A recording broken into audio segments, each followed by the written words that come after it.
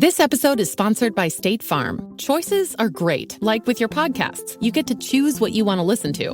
And State Farm believes insurance should work the same way. That's why the State Farm Personal Price Plan helps you get the coverage you want at an affordable price and a policy that helps cover what you value most. Like a good neighbor, State Farm is there. Call or go to statefarm.com today to create your State Farm Personal Price Plan. Prices vary by state. Options selected by customer. Availability and eligibility may vary. Reese's Peanut Butter Cups are the greatest, but let me play devil's advocate here. Let's see. So, no, that's a good thing. That's definitely not a problem. Reese's, you did it. You stumped this charming devil.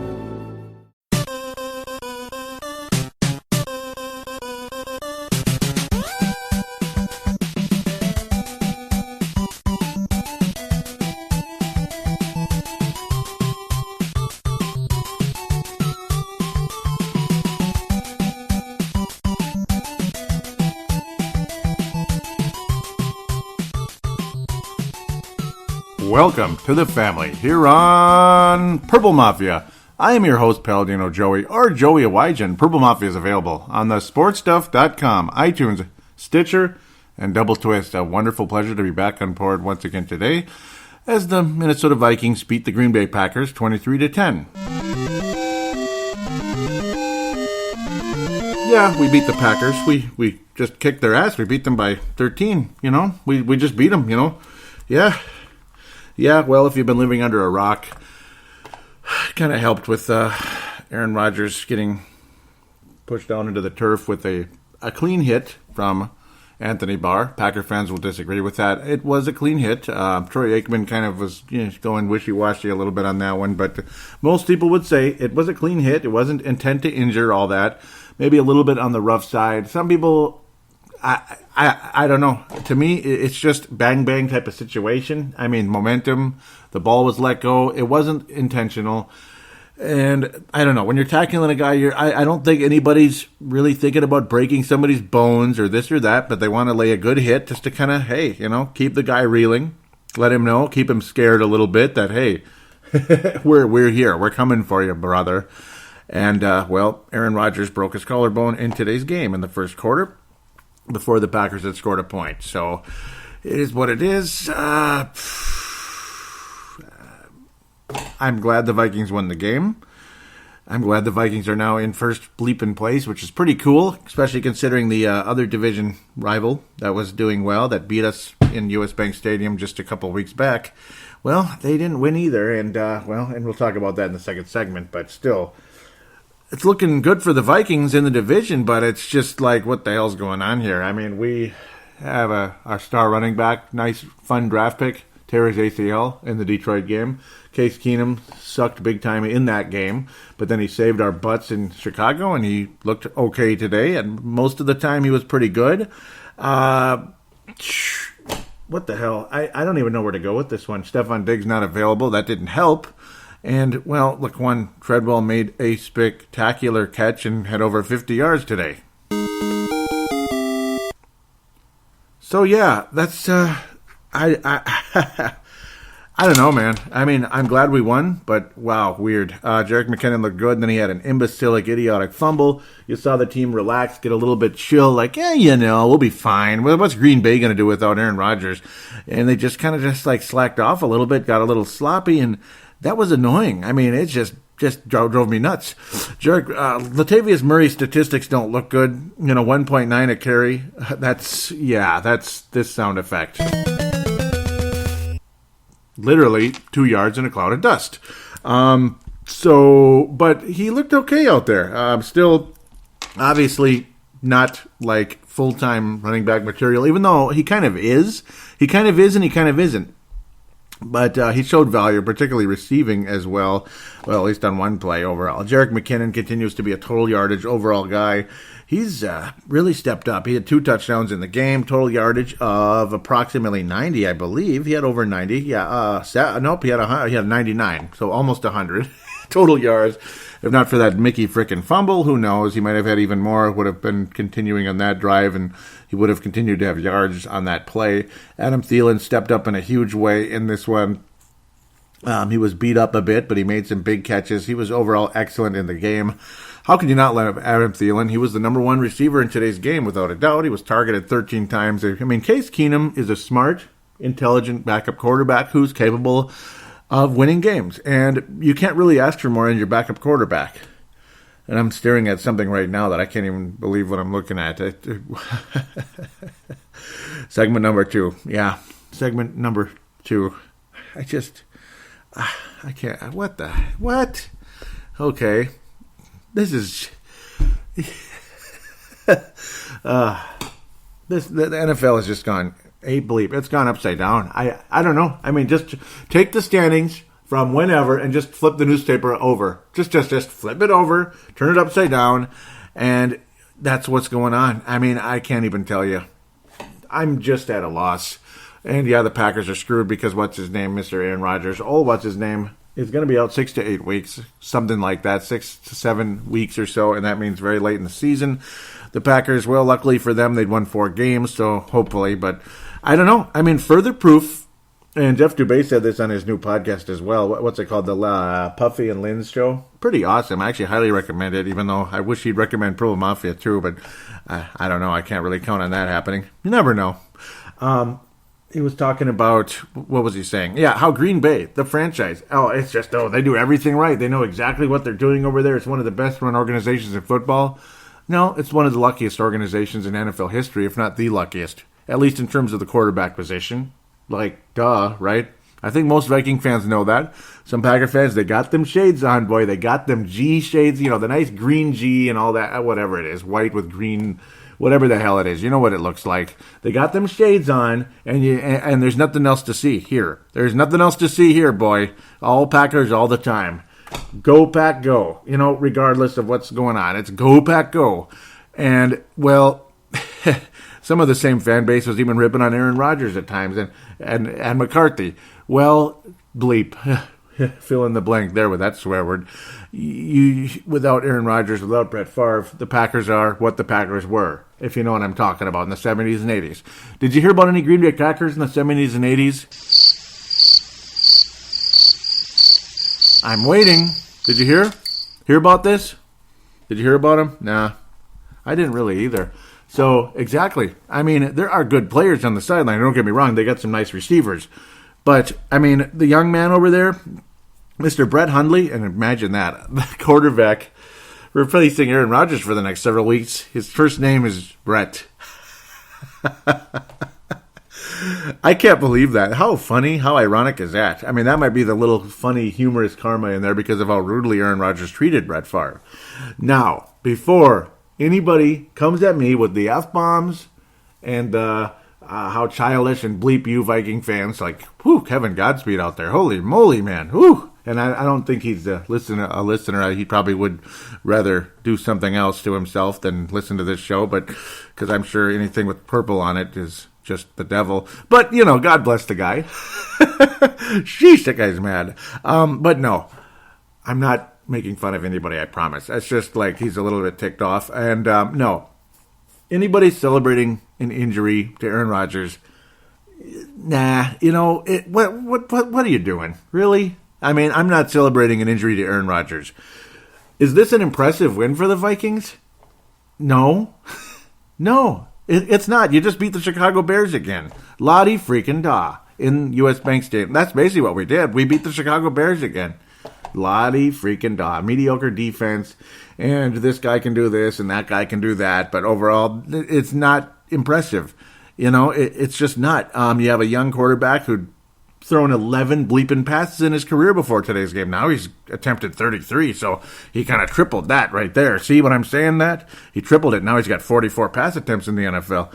And he was okay, but he wasn't that good. He really wasn't. He actually had 3 interceptions in the game. Hard to believe. For a while there, he was quite timid in the pocket. He got sacked 4 times. He was hit God knows how many more.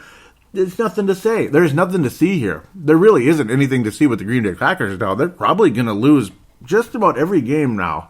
Matt Flynn was okay replacing Brett Favre when he broke a collarbone in 2013, and that team somehow, someway, through God's mercy, made the playoffs that year, and they advanced. I mean, remember that? I couldn't believe it. They got past the Chicago Bears, if I remember correctly.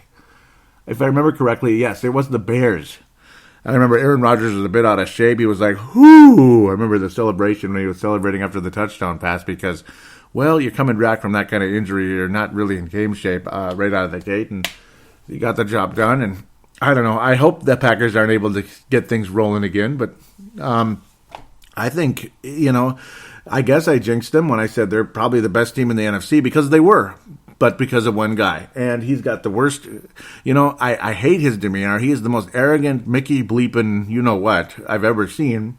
Ever. I mean, okay, him and Richard Sherman, funny that they get along. I can't imagine why. But they're like two peas in a pod. Still, I'm not celebrating any injury. The Vikings looked good, though. The motivation, the aggressiveness, defensively, all that was actually all right. And if the Vikings beat the Packers with Aaron Rodgers, it's an impressive win, and you deserve to be in first place today. You beat the Packers without Aaron Rodgers, it kind of weakens it. It kind of dulls the effect of the excitement here. But we'll take it, sure. I'm not going to turn it down. It's just, it doesn't get me jumping for joy, getting all excited. And the sloppy demeanor of this team after the Aaron Rodgers injury into the second and third quarters made this host of Purple Mafia bleeping pissed. I mean, red-faced, angry beyond belief, even though at the same time I was kind of getting lulled to sleep with how boring football it was, how ass football this was today. It really was bad. I mean, but at least you kind of get this calm over you. There's not pressure anymore, necessarily, unless you let this team come back and beat you somehow in some way. But overall, Brett Hundley was not prepared to play in this game. I mean, how could you be prepared to play? How could he? I mean, you're supposed to be, but how could you be behind Aaron Rodgers? I mean, luckily for Aaron, he was absolutely ready when it was time, but he was given that opportunity very early, months in advance before he took over the Packers in the year of 2008. There's no 20 there. Boy, I'm just kind of going all over the place here, and I apologize if I'm getting a little goofy and weird, but that's the kind of game this was. It was weird. It was odd. But the Vikings won, and Laquan Treadwell made a spectacular catch. Wow, that 25-yard play. He looked unbelievable. I mean, the concentration. He timed it just right. Remember the complaint last week in Chicago was how it's like why is he jumping? Why is he jumping? Or was it the Detroit game? He jumped too early, and they did not call pass interference on the guy, and it just got him nothing. Today, that play, just like he was floating on air for that little second there, and he timed it just right, caught that ball with one hand, kept the concentration as he was able to bring his other hand over and put the smack down on that ball, hang on tight, and bring home a Vikings victory. Just, help lead to a Vikings victory. Nice to see Laquan Treadwell step up today, and, thank you. He was the number 2 receiver today, and he had to be. Michael Floyd, boy, I'm not seeing anything. Nothing. He did catch one pass for 5 yards. He was thrown to 2 more times, and really nothing of it. Just nothing of it. He was defended well on occasion, but other than that, not too impressed. Kyle Rudolph also had a spectacular catch along the way, and he was able to stay in bounds, as was Adam Thielen and a couple of close ones, keeping the Vikings' drives alive during the course of this game. The longest reception of the game was by Jerick McKinnon, but it was more of a scamper to pay dirt, though, that type of thing, very early on, when McKinnon just exploded after the catch for 27 yards. So other than that, Treadwell was really the longest catch for the Vikings. Jordy Nelson looked all right, and that's what happens when you put Trey Waynes on Jordy Nelson. He caught some passes coming his way. Yes, Trey Waynes did get the interception, but it was very, very, very, very late in the game, and it wasn't on Aaron Rodgers. So it was just kind of the final dagger when the Packers might have, hopefully for their sake, had scored their touchdown and then did the old squid kick miracle crap, but unfortunately that wasn't meant to be for their sake. And, Vikings able to win the game against a quarterback that was not really prepared to play today. That was probably one of the last things on his mind, was that he was going to be out there playing. And, Well, we'll take it. I mean, I'm not complaining in terms of the victory. It's just not nearly as exciting. It's got a dulling effect to it. Case Keenum threw his first interception, batted pass. I don't know where he was throwing the ball to, but it was batted by one defender, intercepted by another. And, well, I guess if you're going to throw an interception, you might as well do it there. The whole thing with McKinnon, the fumble away, just pissed me off beyond belief. Clay Matthews was able to scoop that thing up and run for quite a while. Demarius Randall was the guy to get the interception after the knockdown. I believe it was Martinez, the linebacker, that tipped it. Yeah, the pass deflection. I think so. But it was either Bryce or Martinez. I think it was Blake Martinez, but whatever. The pass was intercepted ultimately by Demarius Randall, a Packers secondary that's, well, not the best thing you ever saw. Not the worst. Harrison Smith was absolutely outstanding in the game. The pass rush, he was attacking that young man over there, Brett Hundley of the Packers. 1.5 sacks officially, shared one with Linval, if I remember correctly. Yep, it was Linval Joseph. Brian Robinson was able to get in there on one of them. Everson Griffin. The pass rush was outstanding today, and hopefully it would have been the same with Aaron Rodgers, but I think, Hundley's got some mobility, but I don't know, he doesn't use it that much, and Aaron Rodgers does, and that type of thing. Maybe the Vikings would have had much of a hell of a time bringing down Rodgers in just the mobility department, including, of course, the quick decision making skills. Where Hundley, he's just not ready. He's not ready to be a starting quarterback, even though he's got some skills. Case Keenum showing the skills at times, and that's why he's a legitimate backup quarterback. He's got a good enough arm to be a backup quarterback. He can even run a tiny bit. And, he's smart. He's not spectacular, but he's smart. And that's why he's a worthwhile backup quarterback who's capable of winning games for you when need be, because quarterbacks get hurt in this league. I'm happy for the win. I'll take it. It was nice to see Stacey Coley active today for the first time. But, well, he did get one kick return officially for 19 yards. Nothing spectacular from special teams at all. I don't know if Marcus Sherrills is ever going to return a kick again, it seems like. Yes, he's out there, and he's making fair catches, and occasionally he'll start to move around, but it's almost always for a small loss, and that was what happened again today, officially for Marcus Sherrills, with about 19 fair catches along the way. And yes, I'm exaggerating a little bit. But I don't know. I'm not seeing the quickness we saw in the past for Marcus Sherrills. Hopefully it's still there. I guess it is. So let's pass out the awards. It's like you think you're going to be talking, enjoying, going, whoa, we beat the Packers, oh my God. But this was just, it's like beating the St. Louis Rams back in 2009. That's what it felt like after Rodgers got hurt. It's just like, and it's not showing off. I'm not kicking the Packers while they're down. It just wasn't good. It really wasn't at all, to be quite honest. So let's get on with the awards and all that. The Fran Tarkenton Award for today. Harry the Hitman. Yeah, I'm going to give it to Harrison Smith. He was outstanding, and any hope that the Packers may have had that they're going to get some type of momentum going here just went down the you-know-what, and Harrison Smith was outstanding. Eric Kendricks was really fun to watch, too. He didn't miss any tackles along the way. I mean, nobody's perfect, but he made tackles. He made the open field tackles, this and that. I mean, Trey Waynes' tackling was good today, but again, he gave up some catches. He gave up 60 yards to Mr. Jordy Nelson, and it might have been a hell of a lot more if you know who was available for a longer period of time. I mean, he only attempted 4 bleeping passes in the game, so you can't really count Aaron Rodgers a whole lot in this one. And that's one of the reasons the game was so bleeping boring. And I'm kind of sort of swearing way too much, and I got to cut that out. Maybe you're getting tired of it, and maybe it's lowering the quality of the show just a tiny bit. Fran Tarkenton Award is Harry the Hitman Harrison Smith. And Kai Forbath, wonderful kicking today. He was able to make it 53-yarder. He made the two 36-yard kicks in the game, and they were just nice and solid and good. Nice to see Kai Forbath just kicking the ball right down the pipe, and he nailed that 53-yarder, and of course he made all of his extra points. So if Kai Forbath happened to be on somebody's fantasy team this week, maybe your kicker was doing bad and you picked him up and you scored 11 points today. So good for you. 53-yard bomb from Kai Forbath. And that's a guy who's going to be keeping his job for a while. For those of you that hated him, he's done a wonderful job the last couple of weeks. So congrats to him. Yeah. What's the other one? Of course, Christian Pond Memorial. I'm just sick of the damn fumbles. I am sick of the fumbles. I am so sick of the fumbles. This team should have put the Packers away in the second quarter. It should have been 31 to whatever, 31 to 10. That should have been the final score in this game. 31 to 7, 31 to 3, whatever. And it's not because I want to thrash the Packers so badly. It's because the Vikings should never have. This game should have never really been in doubt.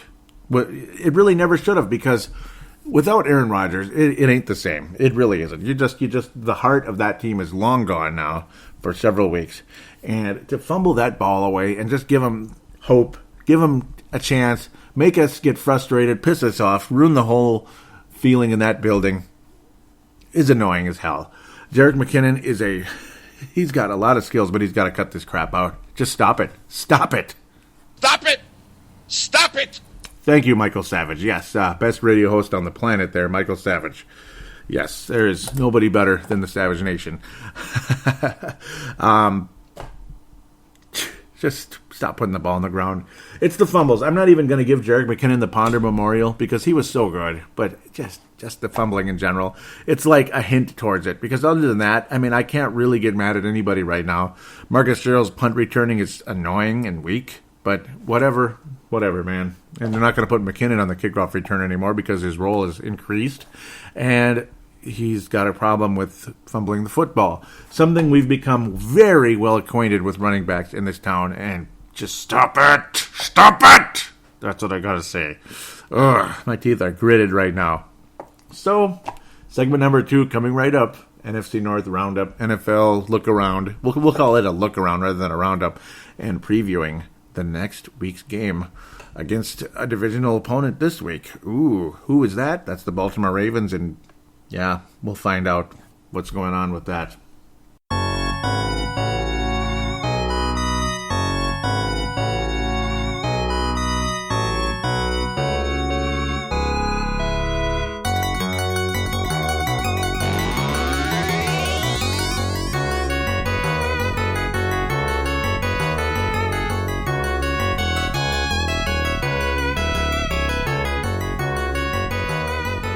And we are back here on Purple Mafia, segment number 2. 'Tis a symphony of football, indeed. Did you like that? Did you like that bumper music? Oh, man. Castlevania Bloodlines, Sega Genesis.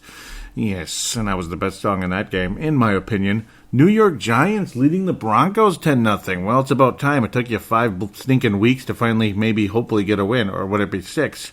Yeah, that's right.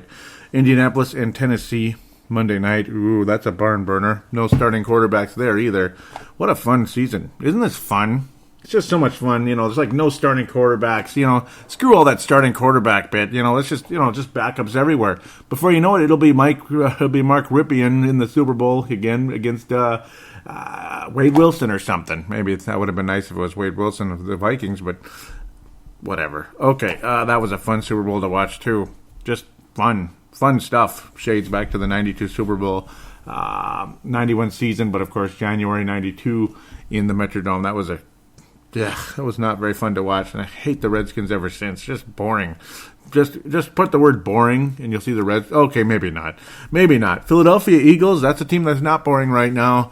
Number 1, with the bullet, number 1 team in the NFC, the National Football Conference, the Philadelphia Eagles on Thursday night. They beat the Carolina Panthers. They were doing better. Carolina kind of caught up, but Philadelphia got the job done, 28-23, 5-1, and number 1 in the NFC. Congratulations to Philadelphia. That's a young quarterback who is not hurt, Carson Wentz. No interceptions, though he did fumble the ball once in the game. Mr. Cam Newton came back down to earth, and he came back hard. 3 interceptions against an aggressive Philadelphia defense. He was sacked only twice, but still, Cam Newton, everybody's like, here he is, he's the MVP again. No, right now the MVP might be Carson Wentz. He's in the conversation, as crazy as that might sound. And other teams across the NFC dropping like flies. LeGarrette Blount, he's got a ring with the New England Patriots, continuing to just get the job done. He's got this solid, consistent, aggressive, tough running game approach, and I just love LeGarrette Blount. Love what he brought to the New England Patriots. I'm sure they miss him very much, and he's doing very well with the Eagles. Might wind up in the Super Bowl again, and it's been Philadelphia is one of those teams that's never won a Super Bowl. They've been there a couple times, way back in 1980 against the Steelers in the All-Pennsylvania Bowl. way back in the day. And, of course, they did not beat the New England Patriots back in 2004 with Donovan McNabb when he was in the prime of his career. That's Peyton Manning, yeah. Tom Brady was very much in the prime of his career. Okay, now it's going to get weird. Are you ready to get weird? Are we ready to get weird? Weird. Yeah, the Miami Dolphins beat the Atlanta Falcons. Yeah, they beat the Falcons. And, 20-17. The Dolphins beat this team got shut out by the Saints. Just like, I don't know, was that like a week ago, 2 weeks ago? They beat the Falcons. They beat the Falcons in Atlanta. What the hell? They beat the Falcons in Atlanta. Okay. It's your league. I don't know. I just go ahead and lock arms, kneel down, whatever you do, but this is not making any sense. I mean, wow. Paul Allen called the NFL Paul Tagliabue's wacky bit back in the day. This is Roger Goodell's I don't know who the bleep anybody is anymore league. That's what it is. What the heck is going on here? Atlanta had been playing pretty damn good. Matt Ryan, well, high completion percentage, but not that great down the stretch. Jay Cutler, he threw an interception in the game. Did Jay Cutler throw an interception in the game? You know, you can always count on that. Mr. Reliable. That's the only thing he's reliable for, is to throw at least one interception in the game. That's about what Jay Cutler is. One, but he threw 2 touchdown passes. He actually threw more than 1 touchdown pass. What a concept. Miami, I like the Dolphins, and they're right back in the playoff picture again. I mean, when they got shut out by the Saints, I thought that was it. I mean, that's all she wrote. I mean, just dig the grave. Just start digging that grave right now. Start shoveling that dirt. No, they won the last 2 weeks. Okay. Julio Jones was all right in the game, but I don't know. They just couldn't do enough down the stretch. They did not get the job done. Miami got the job done. I mean, Jarvis Landry was solid in the game, just reliable. He was moving the chains. Jay Ajayi was awesome in the game. In fact, he was the main reason the Miami Dolphins won, because the Falcons could not stop him worth crap. Devonta Freeman was good for a little while, or at least he had a 44-yard scamper. Did not get in the end zone, though, and that's one of the reasons that Atlanta, just if he could have just got a little further, maybe he would have gone all the way, but not meant to be. Jay Ajayi was awesome. Yeah, I mean, 5 yards a carry, along of 18 along the way, just very solid, kept moving the chains, and that's what the Dolphins did throughout the whole game. Sorry, there's a little earthquake going on, created by myself here. Wow, Miami, just a little old school football there, some solid defense, some excellent running game, and okay quarterback. Welcome to 1987, I guess. I mean, good job, Miami. That's all I can say there. We'll talk about the Saints again. That's another team. What the hell? But they're going to be a little bit later because we're not at the NFC North yet. This is weird. The New York Jets would have been in the playoffs starting today. Do you realize that if the playoffs started, the Jets would have been in? Yeah, so that's what fell. It was this big boy, the old new Note 8, the thing that's bigger than life. Yeah, it's big. Wow. Man alive. Man, I want to talk about the Saints now, but we'll talk about the Jets. That's where we were. Let's get back to the Jets, Jets. Well, they lost today. They lost. Aw, man, the Jets lost. Yeah, so not so fast with the playoff picture. Buffalo and Denver still hanging around. Jacksonville's still the 4th seed. New England moving back up again. They would be hosting a wild card game.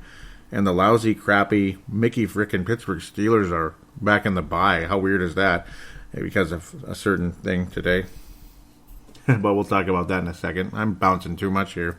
Is now the Patriots, now that I'm getting back where I need to be, they beat the Jets in New York today, 24-17. So they've won a couple games now after a pretty icky start to the season, quite honestly. Patriots back in first place in the AFC East. That sounds familiar. I think I've heard that story before. AFC East first place, New England. Nah. It's new. Nice to see them winning the division. It's never happened before. So, yeah, a solid win for them. The Jets were winning for a while there, and it was just like, oh my God, now they're going to beat the Patriots. It doesn't get much more weird than that. Matt Forte is still in the league. That's kind of weird, even though he's not that old. He's been around. He's been around as long as this podcast, so he's getting old. Yeah. A running back that's been around as long as this podcast, you're getting up there. This is the oldest Viking podcast there is. unless there was some show years ago that lasted like 1 or 2 episodes, because I certainly didn't hear of any before this one. Nice overall win for the Patriots, I guess. I don't know. It's just like you win ugly, you win. It doesn't matter. But kind of a mediocre game for Tom Brady, incompletions in this. The Jets' defense is okay. It is. It's run by a defensive coordinator. Their head coach was a defensive coordinator before. Only 52% for Brady overall today. McCown attempted 47 passes. Was actually okay, but then the turnovers did him in the end. Brady was never sacked in the game. Only 1 interception, and the Brady-led Patriots were victorious over the Jets. Let's keep moving. We don't want to do too much NFL. We want to talk more about the Vikings and the matchup. Hopefully this isn't too much for you. And if it is, let me know on the Facebook page. It's even better when stuff actually loads and you can move on. Washington, San Francisco. Yuck. I watched the end of this one. Ugh. Damn it. San Francisco, man. They did a good job keeping themselves in the game. Well, what's the guy's name? He looks like Beathead, but it's like, I don't know. He looks like Beathead, but how are they saying it? Beathead or something? I don't know. I don't know how to say the guy's name. But it's not the former guy that likes to kneel, and it's not Bethard. That's his name, Bethard. He looks like Beathead, but it's Bethard. Brian Hoyer was awful. He was benched. C.J. Bethard was all right. And at the end, he threw an interception, the final pass of the game. They just could not get past that doggone 50-yard line, and they got called for a false start, and there's just one incomplete pass after another. And I don't know. The 49ers are just yucky, and I don't know. Some calls didn't go their way. Bedard was good for a little while, kept them in there, almost 250 yards, but just overall, he's not an accurate thrower, and he's just not a starting quarterback in this league. And it's really a shame to see such a storied franchise look like crap, and I don't know, look like the Saints used to look like back in the 90s. That's pretty much what the 49ers are right now. Just throw in whoever, Danny Warfel at quarterback, whoever it is, and that's what's going on. Kirk Cousins was okay. He was above average for the most part, like he normally is, but Washington still almost lost at home to the 49ers. That would have been a big deal. I would have been happy to see the Redskins lose because, well, right now with the Vikings at 4-2, you want to see just about anybody in the NFC lose right now because that's just a good thing. It puts our place higher. It's nice. We're actually like a playoff team right now. Despite the fact we're being held together by bubble gum and duct tape, the Minnesota Vikings today would hold the number 2 seed in the NFC, which means a first-round bye. We would play the higher-ranking team remaining. The LA Rams would still be in the playoffs. I can't believe it. The Rams would be in the playoffs. The Panthers, the Vikings, the Falcons and Packers. That's not a huge surprise. Philly and Minnesota, top 2 seeds in the NFC. I can't even believe it. I like it, but, Case Keenum, Jerick McKinnon, really? Okay. Case Keenum and Jerick McKinnon, and we're the number 2 seeds. We have the number 2 bye. I can't even believe it. I can't believe it. Yeah, like Washington would even be in, and they would really not be in if San Francisco beat them today. Okay, let's keep moving. Houston crushed all over the Cleveland Browns. Wow. Watson, that's all I got to say. Elementary, dear Watson. That guy is really good for the Houston Texans. Good for them. 3-3. They're only 3-3 because their defense is just kind of not that good. But that Watson guy, God almighty, Deshaun Watson, you are really a son of a gun. He had an interception, but 3 touchdowns. Every week I talk about him, and he's just the bomb. Kevin Hogan, Cleveland, what are you going to say? Quarterback rating 38.1. Need I say more? Just, Vince, I bring you up every show. I bring your team up every show because I like to talk about the NFL in general for a little while here in the second segment. And, Cleveland and San Francisco got in for that number 1 pick. And, But Deshaun Watson continues his dominance. He is a hell of a quarterback. Houston, I just will continue to say, there's your quarterback. Houston just, wow.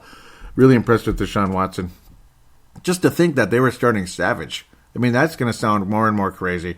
But, of course, Deshaun Watson was a top pick in the draft, and it was his time, and he took over and all that good stuff. And he has just been awesome.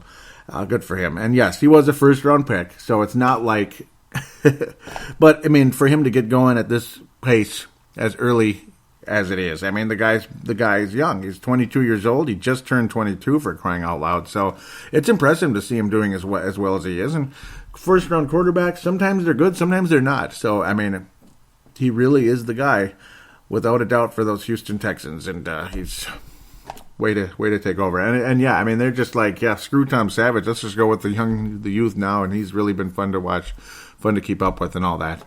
The Houston Texans. That team's finally got a quarterback. Finally got a quarterback. After trying. Number 1 overall pick in the draft, and he can't do it. Arizona. Let's talk about Arizona. A little familiarity. Let's get going here. That would be great, wouldn't it? Oh, man, Arizona. You were nice little win today. Tampa Bay. Another quarterback hurt their shoulder in this one. Another one. Oh, man, why couldn't it be the regular red uniforms? I don't like that ugly, dark crap. Come on, Arizona. Where are your classic ones? I want to see Adrian in the bright red. Arizona was kicking some ass in this one. They led 31-0 at one point, and the guy looks like Adrian Peterson. I mean, I'm looking at Adrian Peterson. I think it's 2007 or something, 2009 or something.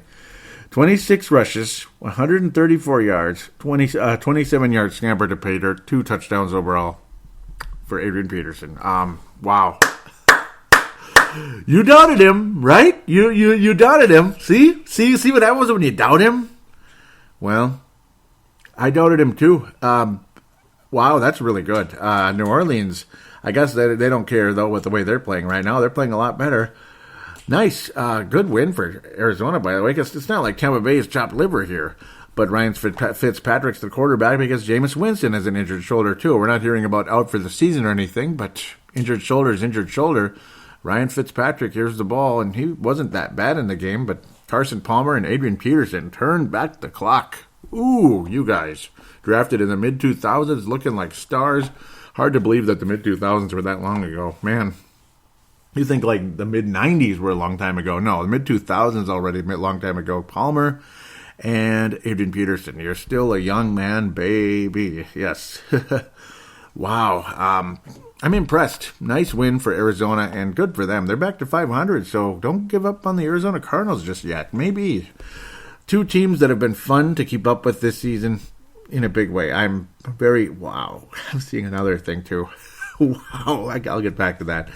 Los Angeles and Jacksonville, the Los Angeles Rams, Chick Hearn announcing that call there, beat the Jacksonville Jaguars in their house 27-17, and the LA Rams, don't look now, they are number 1 in the NFC West, and they would be in the playoffs today with the White Horns, the Gold Horns put away for the White ones. I like it. And the LA Rams, I like them. Nice game against a very tough Jacksonville defense who stymied the crap out of Mr. Ben Roethlisberger last week.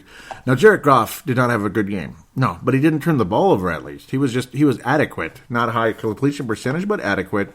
82 quarterback rating, percentage in the low 50s, all that. Blake Bortles was actually halfway decent, but he turned the ball over down the stretch. And Todd Gurley did what he does. He moved the chains. He didn't get in the end zone, but he moved the chains. And Leonard Fournette is looking more and more like the rookie of the year.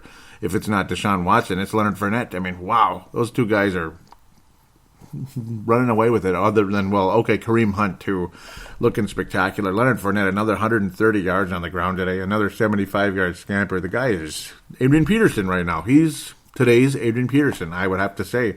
Nice win for the LA Rams. They continue to be in first place. Pittsburgh, Kansas City, 19-3. The Pittsburgh Steelers, after getting shot to pieces last week by Jacksonville, interception after interception, Ben Roethlisberger, and they're back in first place, and they have a first-round bye, and they would be number 2 behind the Kansas City Chiefs, so they just beat. So now they have a tiebreaker over the Chiefs, and they're only 1 game behind the Chiefs. What an insane difference a week makes in this league. I mean, things change so quickly. So quickly. Roethlisberger wasn't dominant, but he was accurate, and he was solid. Steelers, it was all about Le'Veon Bell today. Just ran right through that Chiefs defense in a big way. And the Chiefs defense is sometimes it's good, sometimes it's not. And it wasn't good enough today for Le'Veon Bell. He just went right through them. Antonio Brown also, though, insane. 155 yards along the way. He was doing his dance, whatever it was. And wow. Pittsburgh, an impressive win. in Kansas City, by the way, in Arrowhead Stadium, which is not easy to win. We're almost there. Los Angeles and Oakland, Los Angeles Chargers, who soon will be the San Diego Chargers again, maybe. 17-16, they beat the Oakland Raiders, second win in a row for the Chargers. The Raiders are screwed. What's his name is? He came back today. Derek Carr played today, and they still lost to the Chargers, and it was a home game for the Oakland Raiders. It's over, Johnny. It's over. That's about all I got to say. It's just the Raiders, not a good game overall. Carr was completing passes. He was sharp for a little while, and then he had multiple interceptions, and the Chargers outlast the Raiders, and that's about all I got to say about that. NFC North, of course, the Vikings and the Packers played today, and the next week's opponent played the Bears. So let's talk about Detroit and New Orleans a little bit. What the hell? I mean, Detroit was this good, solid, strong team that was frustrating. Look like they're better than the Vikings. I don't know. I mean, they gave up 52 points today. Terrible. And they were 3-0. Remember that? 3-0, 3-1. Now they're done. I don't know. I guess they're done. Stafford back to being the Stafford of old. He turned the ball over five times today. 3 interceptions, fumbled the ball twice. New Orleans Saints playing that old, maybe Greg Williams is the defensive coordinator again. I don't know, because that's a lot of turnovers. I mean, Greg Williams was evil, but he certainly forced turnovers, didn't he? 52-38, Detroit made a valiant comeback in this game, but it wasn't enough. Marvin Jones, Golden Tate, 96 yards each. The Saints' defense was forcing turnovers, and they were getting the job done along the way. A couple of, couple of pick sixes in the game, one by Cameron Jordan and another by Marshawn Lattimore for the New Orleans Saints. Big difference makers there for the Saints. They just dominated this game 45-10 at one point. That is a pretty aggressive score, 45-10. Somehow the Lions managed to get in the end zone a few more times as Stafford finally started throwing touchdowns along the way after throwing multiple pick sixes in this game, and then it was all for naught as the Saints would get to 52. Another team to get in the 50s this year. The Saints, one of them, and that's because of the big play defense to go along with the big play offense. And wow, Detroit is now 3-3, and they are a full game behind the Vikings, and that's wonderful. Wonderful, because they own the tiebreaker after beating us in US Bank Stadium. Finally, let's get to the frickin' preview before hell freezes over. This is the kind of game you hope the Vikings can get the job done. You really do. Baltimore Ravens. But because they lost to the Bears today, I can't believe it. I mean, you hope the Vikings can beat the Baltimore Ravens because the Bears beat them in their house, 27-14 in overtime. I don't know. And it's a home game at US Bank Stadium. To me, there's no excuse now. I mean, you got to beat the Baltimore Ravens because they're not the same team anymore. Oh, boy. I can't even believe what happened today, to be quite honest. Now the Baltimore Ravens are still in the playoff picture. I have no idea. They're 3-3 in their division. The Bears 2-4 after a win, their second win of the year. How did the Bears win this game? I don't know. They just played better, I guess. The most basic analogy there is. Mitchell Trubisky, nothing to say. I mean, well, he was sharp for the most part. He lost a fumble. Luckily, he didn't throw an interception, so his rating was a little better. But he only attempted 16 passes. Jordan Howard definitely carried the way. It's another one of those games where your quarterback is stuck in and your running back is doing great. It's kind of like the old days here, where you have a lot of mediocre quarterbacks. Either they're too young or they're just not good because you're starting over. And then your running back just does ape-bleep, like Leonard Fournette. Like, Le'Veon Bell did great because Roethlisberger wasn't spectacular. But then again, it's not even if Roethlisberger wasn't great. It's that Le'Veon Bell was. Adrian Peterson today with Carson Palmer. He only had to attempt 22 passes because Peterson was just freaking awesome. They crushed Tampa Bay. Very winnable game for the Vikings. Apparently, let's run the ball, baby. Let's run the ball because Baltimore's run defense is not that good. I mean, Jordan Howard able to get 4.6 a carry. It did help that he had a 53-yard scamper, but you might as well go that direction. I mean, Mitchell Trubisky, luckily he didn't have any interceptions, but there was a pass rush along the way, and not surprising. Usually a young quarterback's going to take a little bit longer to get rid of the ball. Look at Hundley today. Okay, yeah, I mean, Jerick McKinnon and Latavius Murray. I got to think Latavius Murray, especially to kind of pound away and then try to get special with Jerick McKinnon later. I would start off with Latavius Murray if I'm the Vikings. You're going to want to pound away. Impressive win for the Bears, though, I got to say. I mean, Jordan Howard, again, lots of yards, 167 yards, and he's the kind of guy, he's all over the place. He's had good weeks, he's had bad weeks. Mitchell Trubisky's showing some mobility as well. Impressive. Tariq Cohen on a trick play threw a touchdown in the game, along with fumbling during a run as well. Baltimore's defense ever capable of getting turnovers, but they're not even close to what they were in the past. And Joe Flacco is not even close to what he was in the past. He's looking like, I don't know, he's looking like a lost guy out there. And this Vikings defense, I think that's what I don't fear at all about Baltimore right now. Joe Flacco, there was a time he was one of the top quarterbacks in the league, and right now he's not anymore. And this Vikings defense should be able to stymie Joe Flacco in a big way. I mean, put it this way. If the Bears defense in Baltimore can keep Joe Flacco to a 48.8 quarterback rating and get 2 interceptions on him, you're telling me Harry the Hitman, Linval Joseph, Everson Griffin can't wreak havoc on this guy? The Baltimore Ravens are a finished team as far as I'm concerned. Alex Collins did a good job on the ground today, along with Javarius Allen. They have a little running back by committee going on there, and trying to like the Vikings. Not a committee, but like a platoon type of situation where Murray and McKinnon will both get the ball. M&M, whatever you want to call them. And let's try to stay away from the other guy named Eminem. I don't even want to go there. Don't even. Yeah. Baltimore, they're going to be focusing on the run too, but if they're behind, they're going to have a hell of a time winning the game. That's the hope. You can just frustrate Joe Flacco, maybe force a turnover or two, get a nice solid lead, like a 10-point lead, and they're going to have to hope Joe Flacco can complete some passes down the stretch in order to keep the team alive. So then you won't have to worry about the Baltimore running game being solid. But yeah, I mean, I expect a lot of smash mouth football against Baltimore, not because their defense is good, but because their defense is not good. Take advantage. If they can't stop the running game, they can't stop us. I mean, it's that simple. I mean, if you can't stop the running game, you're gonna have a hell of a time winning. Because when the chains are moving, so is the clock. And if you're ahead, you're probably not going to lose the football game as long as you don't fumble. Number one thing is hang on to the bleeping ball. You want to force turnovers from Baltimore, but you also, again, want to protect the ball. I mean, Jerick McKinnon, let's end the streak here. No more fumbles, okay? Please stop with the fumbles. I mean, we've been through this too much. Don't be another one. But I do expect the Vikings to start things out with Latavius Murray on the ground and then kind of get to Jerick McKinnon after pounding away with some more, some screen passes, stuff like that. Obviously, Latavius Murray is capable of that, but Jerick McKinnon is more capable of it. You hope Stephon Diggs can come back as well and do what he does, make those big catches. Laquan Treadwell showing signs, and I hope he can keep it up. I mean, he showed signs that he could be a wide receiver in this league today. Yes, it took forever, but if the ability's there, why not utilize it?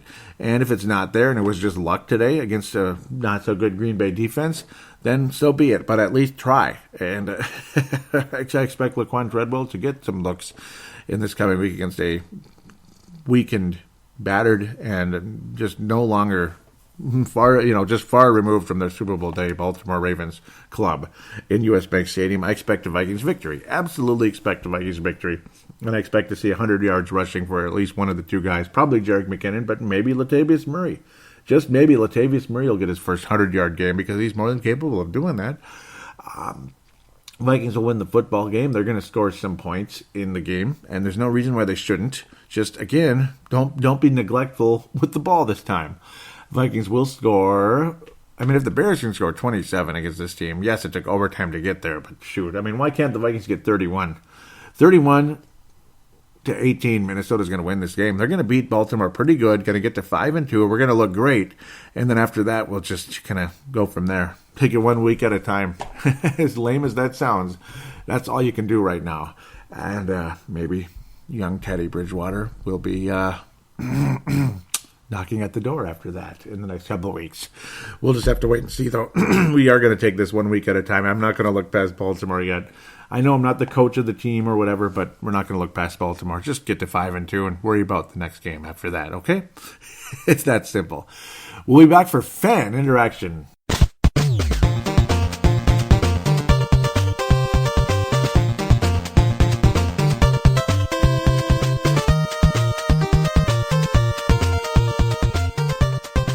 And we are back here on Purple Mafia, segment number 3, fan interaction segment. We will lead off with a Twitter account at Purple Mafia Show, Saint Walker at Antonio Fett. This is Anthony Carlson. He says, we won but played poorly. Too many penalties. Now, this was the last week against the Chicago Bears. Too many penalties, and our pass coverage was that of a third-grade team. I don't think I read this. I don't think I did on the last show, so we'll go from there. Brad Martin says, just started the game, so a total internet blackout to avoid the result today, but 2 and outs to start, not so good. Horrible save. Yeah, this is definitely last week. Horrible save. We lose this season. We lose, the season is over. 2 yards of total offense in the first half quarter. This is horrifying. I might have read this on the last show, but that's okay. Mad Martin says, well, a better second half, but it's a victory that left me feeling, big deal. Yep. Tanae Brown and Vince Germano retweeted the last show. Thank you very much. Thank you indeed. And James Beck also retweeting it. Thank you very much, out of the UK. So, Vince Germano out of Australia, Tanae Brown out of New Zealand, and James Beck out of the UK. Thank you guys so deeply for that. Mad Martin out of Northern Scotland says, another solid podcast, my man. Loving that deep, low voice. Yeah, because I had to kind of whisper. Think all these knee injuries have gotten me down. Tough hand for Zimmer yet again, and it always is. Yep, it seems like every year there's something, Matt Martin says, now it's the battle of the backups. Nice touchdown. That was between, again, after Aaron Rodgers got hurt. Matt Martin says, are they trying to lose this? So the Lions getting hammered. This is our division to lose. How about Treadwell at long last some productivity? And that was an awesome catch indeed.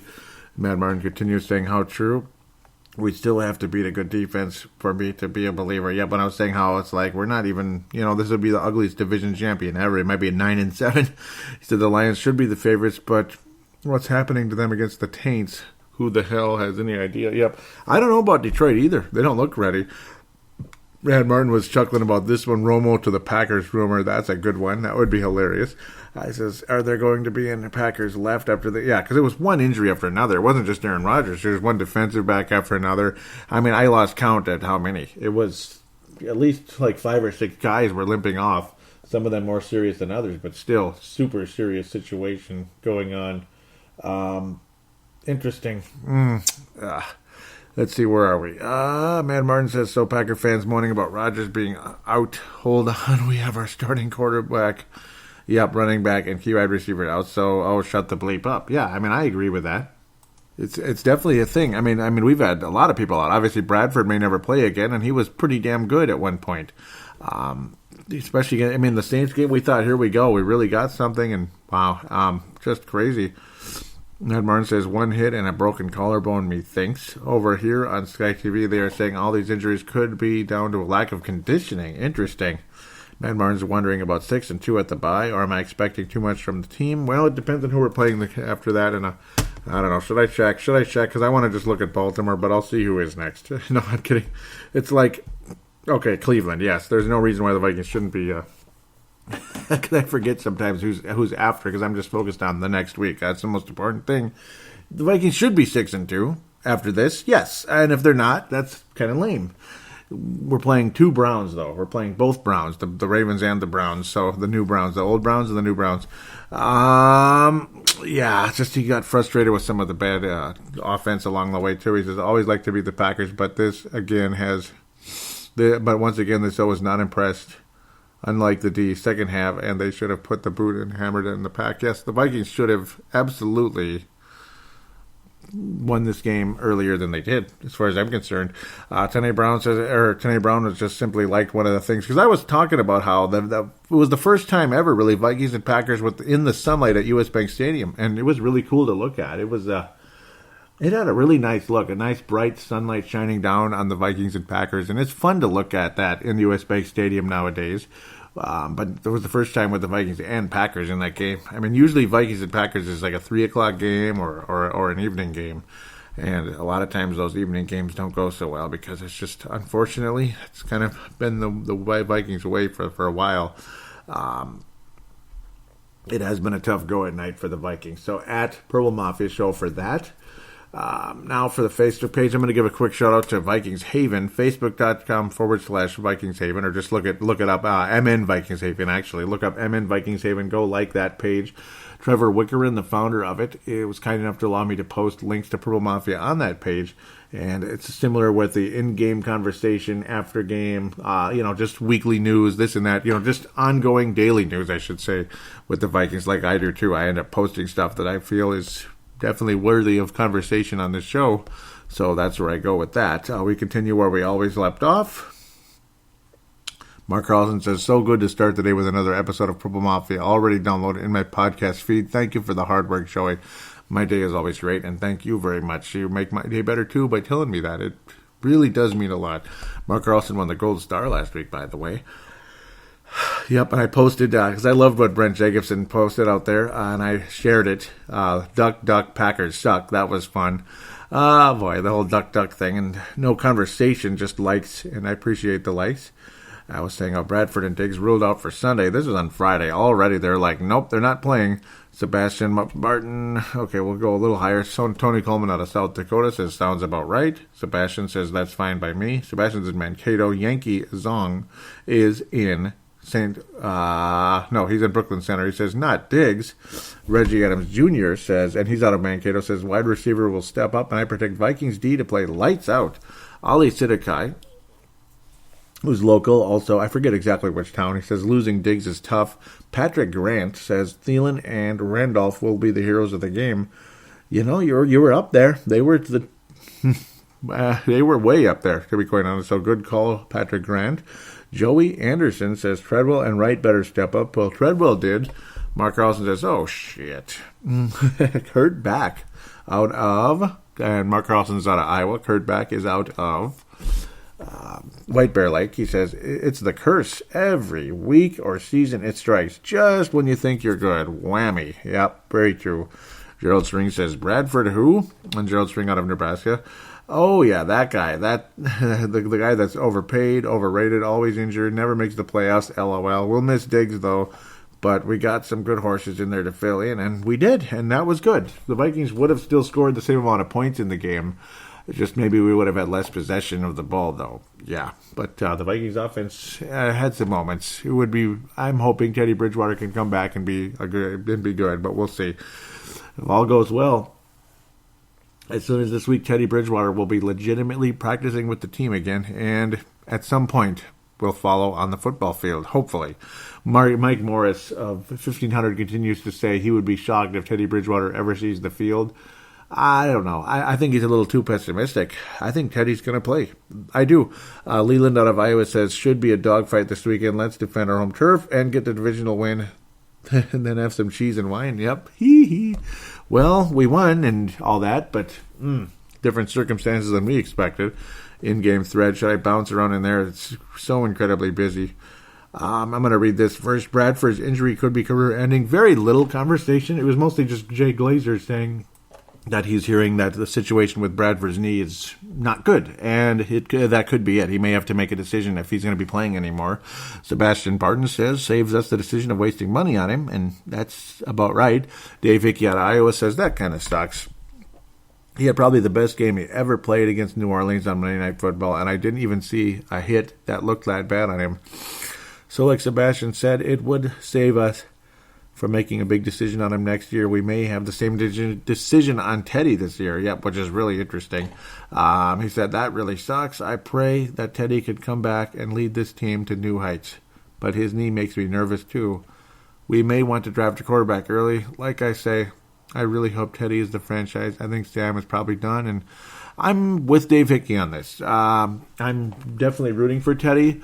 I'm hoping the best for Sam, too, but that's probably it. I mean, it's like we can hope all we want, but I think Sam is probably not going to play anymore. And if he does, it would be somewhere else, maybe as a backup. I don't know. I mean, I don't know anymore. I think he's doomed, unfortunately. Gerald String says, well, I kind of feel bad for him, mainly because he seemed like a class act guy to me. Was never really a huge fan, though. Always seemed a bit overrated and overpaid and just underwhelming at times. He did give us some really good games, though, and to Dave's point, got us off to a great start this season, which was a nice boost for our team. He's made a pile of money, and it looks like the 2 ACLs coming back to bite him, unfortunately. Probably in his best interest to call it a career and move on, and that's what I'm thinking, too. I think so, too. Both of you guys should be star candidates. Those are really good. Mark Carlson says, I am not prepared for this. Whiskey, please. Make it a double. Wow. Yeah. And I think Mad Martin is definitely Mad Martin is definitely a star candidate as well. Leland says, them knee injuries can decimate a career. Still hoping the best for Bridgewater. Going to watch the reports through the week. It could get interesting in the next couple of weeks. Yeah. Yep. Absolutely. And where's Justin Mayer Henry been? What the hell happened to him? Hopefully I didn't scare him away. Oh, I know why. He's pissed off about the doggone kneeling and stuff. I'm going to look near the end here. Oh, yeah, this is nice. Okay, so we'll start from this little bit here. We're just going to bounce around a tiny bit in the in-game conversation, but not too far. Sebastian Barton was saying we can't let up more than 3. Simple as that. Tony Coleman says, like, I get it that it sucks that a player broke his collarbone. I don't celebrate injuries, usually, but the way they keep talking about it, like, whatever will the NFL do without our beloved St. Aaron? Obnoxious. And very true. Tony Coleman was saying Smith because of the interception. Brett McCarthy says, eat the clock, put these Packers away. Cedric Paulding, who was very active on the boards again today, he says the play calling was way too conservative on that last drive. Green Bay is wounded. Let's finish them, please. And yes, absolutely. Just unbelievably frustrating. Dave Hickey was saying, and Mark Carlson says, or the New York Jets. I wonder what he meant there. Or, that's basically what the Packers had become, like the New York Jets. Dave Hickey says, this will be big to beat the Packers, have the Lions lose, and Rodgers out for the year. It's setting up for us. Yeah, I mean, right now it's almost like there's no excuse for us to not win the division, even though it's like Case Keenum, the quarterback. It's kind of weird, but he's okay. And maybe the miracle of all miracles, Teddy comes back, and very crazy things start happening. The wheels start turning towards one of the most remarkable stories in NFL history. A team that's never won a Super Bowl. And this particular year, they're hosting it. A guy comes back from the most devastating knee injury, maybe ever. He comes back mid-season because for some strange reason, the starting quarterback who had so much talent mysteriously comes down with the strangest situation, some kind of a weird knee bruise that's not healing. Is it arthritis or whatever? But all of a sudden, he can't play anymore. Keenum holds down the fort for a while.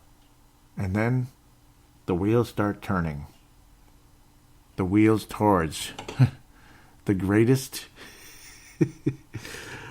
The only way to end a curse is the steepest hill. The steepest hill. The most unlikely story. That's the only way to end a curse. Who would have thought the Boston Red Sox would come back 3-0 against the New York Yankees and beat them in Game 7 in their house in Yankee Stadium? That's how you end a curse. You do the most impossible thing there is. Chicago Cubs. They were losing in the playoffs. They come back. They beat Madison Bumgarner. Against a Giants team that they could not. Nobody could beat the San Francisco Giants. Nobody. The Cubs beat Madison Bumgarner, survived, got past him. They came back trailing in the series against the Cleveland Indians.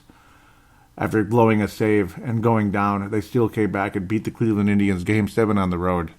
Steepest hill. The only way to end a curse is to climb the steepest hill. Could that steep hill be starting to, Could this be setting up the same situation for the Vikings and end it with the happiest ending of all time? It sounds ridiculous right now, but it sounded ridiculous that the Red Sox would come back from 3-0 against the New York Yankees too. So I don't know. It's just there's always been this weird feeling in the back of my head, and it was way before Bradford went down with a weird bone injury. I always had the strangest feeling somehow, some way, Teddy Bridgewater would miraculously be the quarterback of this team again. And this team would be in a good enough position to at least somehow, some way make the playoffs.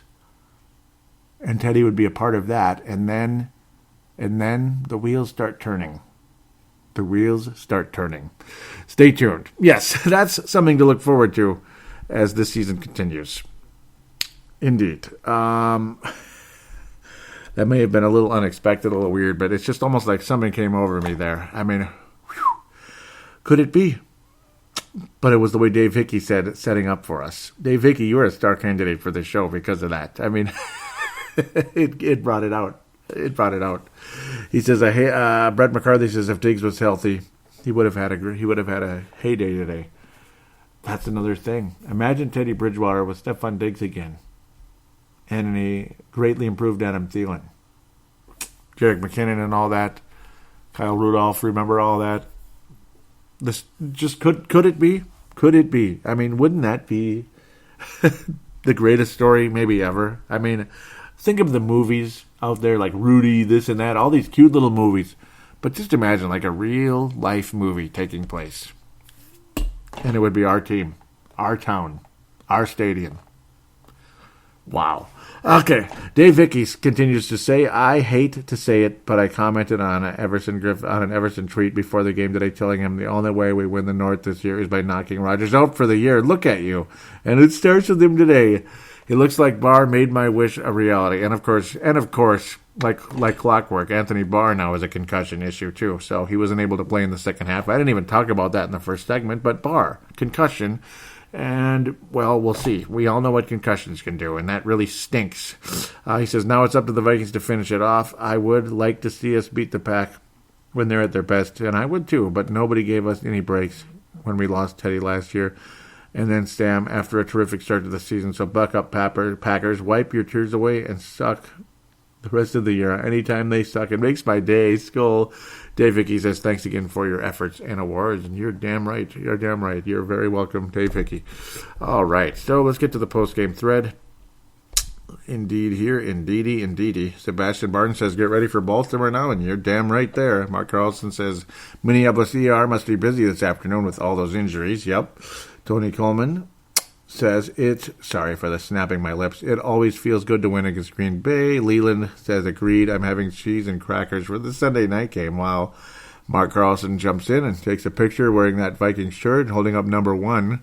What does he say? He says, despite injuries and who the other team is or what the record is, you have to play every game, every down as best you can. This is the result of teamwork. Skull. Mark from Iowa. Yep.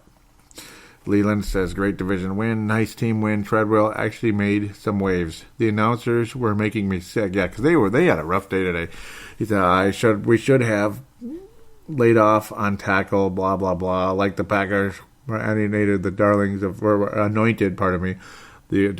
North. Anyway, Skull Vikings. Sebastian responds to Leland saying, that block was the worst time penalty of all time. I still believe he should be cut for that. Say what you want about his catch. No one doubted he could do that. His issue is separation. He can't beat corners with his legs. Well, yeah. Leland says, agreed on the Treadwell penalty. If Rodgers would have been playing, that flag would have changed the outcome. He has to show me more motivation and heart to get my approval. He has so many opportunities thrown this year. Yep, thrown to him this year. And yes, Treadwell laid in a pretty intense block in this game, but it was called for a penalty because of the defenseless player, all that. And yeah, I mean, the whiplash that causes could create a concussion, even a neck issue. Gerald says, great victory for sure. Can't watch most games out here, but can't wait to watch tonight on Game Pass. I did see the bar hit, though, and have to say, a little iffy to me. Probably should have gotten a flag on that. Treadwell looks like he showed up today a bit. Now that Detroit loss really hurts, but you can't look at it that way. I just need to keep taking it week by week. Scroll, great Vikings win, or Vikings great win. Yes, the Detroit loss. See, it's like, it's games like today, you get the win, but I mean, games like Detroit, the Vikings would be 5-1. Isn't that crazy? With Case Keenum at quarterback, Jerick McKinnon at running back? Really? 5-1? Yeah, it's really weird when you think about that. That's how weird football is. But I guess that's why, you play week by week, and that's why nobody's 16-0, because crap happens. It really does. So, we continue. Yankee wraps up this section. Says Troy couldn't stop replaying the Rodgers going down, which was quite annoying. Would love to see the Vikings as a high-scoring offense instead of a conservative game management team. We played a banged-up Packers D, but had such a hard time finding the end zone. Yeah, it was really lame. And I mean, it's Case Keenum, I guess, because he's the backup quarterback. But you're going to need. But they did that to Teddy Bridgewater too, the whole year in 2015, which drove us absolutely nuts. And then you call for a deep play in a situation where Arizona's pass rush was on their game, and that was stupid too. So it's like a no-win situation. I mean, Teddy was just kind of left out to dry by Mr. What's his name? What is his name? He was hung out to dry by Mr. What the heck is his name? Norv Turner. I'm going crazy.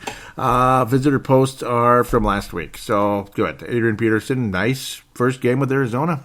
Way to be a starting running back again. That's cool. I'm very happy for him. Maybe he'll still get 1,000 yards this year. You never know. Games like today, he will. So that's going to wrap it up. A little bit shorter this week, which is nice. Probably. I mean, last week was a little bit shorter too. Kind of a weird game, weird situation, odd scenarios taking place. Nice to see the Giants finally beating somebody, and that's a tough loss for Denver. I mean, it's a home game for the Denver Broncos. But you know what? This Giants team is supposed to be good, and I don't know. I mean, it's kind of crazy. We've seen 0-4 teams make the playoffs. 0-5, I don't know. That'd be quite an extremely crazy feat by the New York Giants if they're able to pull that out. Not counting on it happening. Kansas City, Pittsburgh. Yeah, see, Denver right now would only be the 5th seed, but they're only 3-1 because they hadn't played a lot of games. They're going to be dropped to 3-2 if things continue the way they do. And I don't know. I don't feel too bad right now. I'm just happy the Vikings are number 2 in the NFC. I can't even believe that. It's so weird. But I remember back in 15, it was like that too. Like, wow, we're actually in the bye. What the hell? And the Vikings hung on that whole year, and they should have beat Seattle, and they didn't beat Seattle. And crappy losses later that season took us out of the bye and put us in the wild card. Even though we were number 3, it was still frustrating as all bleep. But I don't know. That's how it goes sometimes. So we'll wrap things up. It's going to look to be a nice week, nice dry week. Hopefully things don't get too wet out there and you get to go outside, go for some bike riding. Don't kill yourself on those mountain biking trails, though. Oh, they're dangerous. Whew. But they're fun. They're very fun. Me and my brother went on that before the show, about an hour or two before the show. Oh, I thought I was going to have a heart attack on the first one because I wasn't used to it. And then I started to get a little bit kind of used to it, but still, he's got about a light year or two ahead of me so far in being used to that. And plus his bike's a little bit better than mine right now. Mine needs a little bit of work. That's all I got to say about that. But yeah, nice weather for the most part. I mean, we got a nice amount of rain just the other day, so I don't know, hopefully that's not going to be an ongoing thing all month. Whatever. You know, you're not really here for a weather forecast, even though I like to geek out about it sometimes. Yeah, even though that's the only thing I geek out about. Damn it, I'm not geeking out about anything else. You don't see. At least I try not to. I'm just happy the Vikings are in first. And, yeah, I mean, sometimes it's just things happen. Sometimes you get rewarded for all the bull crap that happens during the course of a season. I mean, this team is blessed right now to be where they are. And I'm not rejoicing again in an injury, but I hope and pray the Packer fans weren't rejoicing in injuries either with our club, like Dalvin Cook. I didn't see a whole lot of that, so God bless you for not doing that, because that's bullcrap. All right, so let's pass out the stars. I knew I was going to forget something, and I got other little stuff to close out like we always do. So the gold star for this show is going to go to Dave Hickey. He was outstanding. Mad Martin's going to get the silver. Always just awesome. Always has a lot of good things to say. Bronze star for this show.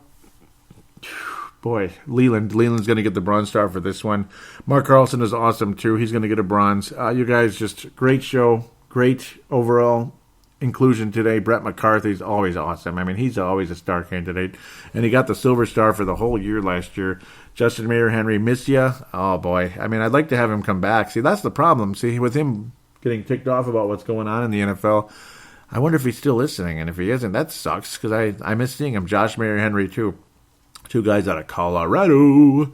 Yep, so it's almost like I'm avoiding Minnesota when I pass out the number 1 gold stars. But Brent Jacobson's gotten multiple silvers, I believe, for the year. I mean, Brent Jacobson's always way up there. Lately, he's been quiet, though, and I miss him. I'd like to see him come back.